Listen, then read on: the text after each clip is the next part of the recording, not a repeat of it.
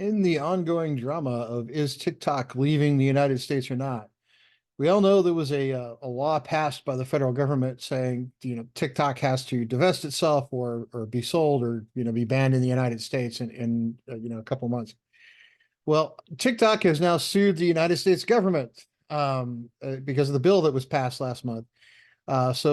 Basically, what the bill says, if you're not familiar with it, is this, the Chinese owner has to sell the app to a United States-based organization or be banned in the United States. And that includes the algorithm that is inside TikTok that figures out what to display to you.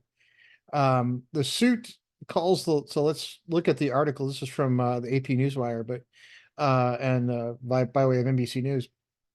The suit calls the law an unprecedented violation of the First Amendment. So basically, what they're doing is saying TikTok has a constitutional right to free speech. Um, it's an interesting take for a company that's not a U.S. company, but they operate in the United States. So okay, fine. And I think they're trying to say, look, all the U.S. users have a right to free speech. And also inside the lawsuit, it says, quote, for the first time in history, Congress has enacted a law that subjects a single named speech platform to a permanent nationwide ban, TikTok wrote in the lawsuit, and bars every American from participating in a unique online community with more than 1 billion people worldwide. Not sure how unique it is because there's a lot of video sharing platforms on there. I will agree that it is calling them out by name, but we'll let that part go for a second. So the article goes on. It says the company argues that invoking national security concerns is not a sufficient reason for restricting free speech, and the burden is on the federal government to prove that this restriction is warranted. It has not met the burden, said the lawsuit. Not sure how that was going to go over, but we'll see. The Department of Justice did not immediately respond to a request for comment. The White House spokesperson directed the White House spokesperson directed a request for comment to the Justice Department. Justice Department said no.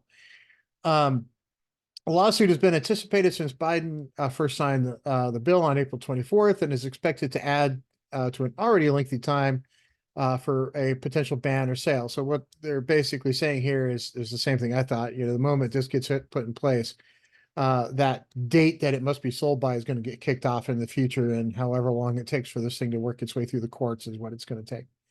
The lawsuit states that Congress has not offered any evidence suggesting that TikTok poses the type of data security risks or foreign propaganda spread that could conceivably justify the law, and has failed to prove the app poses any specific harm in those areas.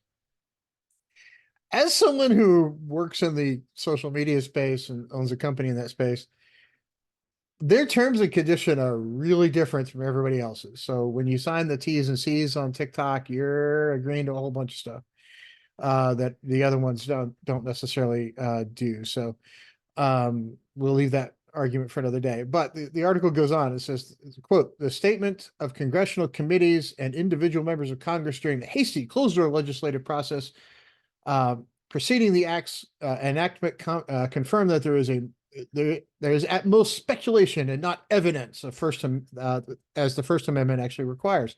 So what they're saying is Congress is speculating that this is causing a national security concern.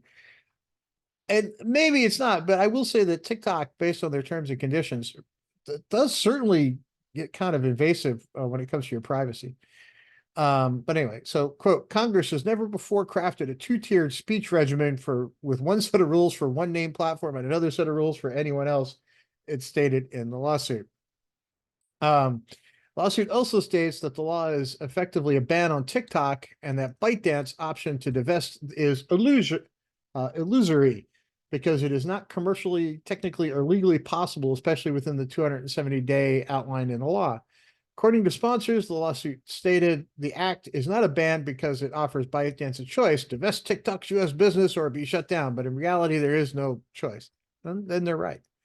If the law remains in place, the lawsuit stated it would enable the federal government to invoke national security and force the publishers of other platforms, including news sites, to sell or be shut down.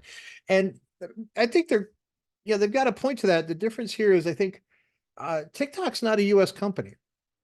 And I don't think, the Constitution of the United States applies to entities, individuals in other countries. I know they're operating in the United States, so it's a little bit different. I'm not a lawyer, but I think what they're claiming is that, hey, we have First Amendment rights here in the United States, and so do our users, even though some of them aren't U.S. citizens. So I don't know how much that one's going to hold up. But again, I'm not a lawyer, so uh, anyway, go back to the article.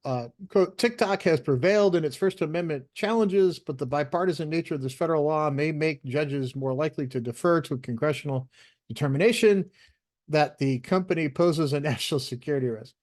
Uh, Without public discussion of what exactly the risks are, however, it is difficult to determine why the courts should validate such an unprecedented law. I don't see that TikTok has really made their case here, and maybe they'll make it in court. Maybe this is just sort of the start of it. I'm for sure this is just the start of it. But honestly, from the get go, I looked at this sort of thing and said, "Hey, is it really going to go anywhere? Or is it not?" And I don't know. TikTok might have a leg to stand on, but the First Amendment thing, I don't think there's really where I would craft the argument. But again, I'm not a lawyer. Somebody who is probably has a different argument on that. But this is a weird one. We're going to keep watching it closely to see where it goes. But TikTok, is it on the way out or not? I don't know. The one thing that does bug me about this whole situation is, yeah, there's this law out there that says divest it or be banned. And I did a little research, and the leading group trying to put together the money to go off and buy the thing is run by a former Secretary of the Treasury. And that to me just looks like a little bit too much insider crap to me. That part bugs me. Ban or not to ban, that's a whole different subject. But the fact that we're gonna, hey, ban it, and here's the person we want to have buy it, who's our buddy, right? And a government insider. And that to me is a little bit weird. But we're gonna I'm gonna keep track of this, because it's sort of what I do for a living, because I'm the chief technology officer of One for All Social, which of course interacts with all the social media platforms. But I'm gonna have my legal team look at it too, so I'll get back to you with some more legal info on this. But everybody have a great day. If you're on TikTok and you enjoy it, great. It's a platform I've never really quite connected with. I'm older than the typical user, but we do have people that actually our chairman of the board, who's older than I am. He loves TikTok. He's on it every day. So, um, whether or not you like it or not, this is at least an interesting topic for me to follow up on personally. So, hope everybody has a great day. Click like, subscribe, follow wherever you happen to see me. Everybody have a good one.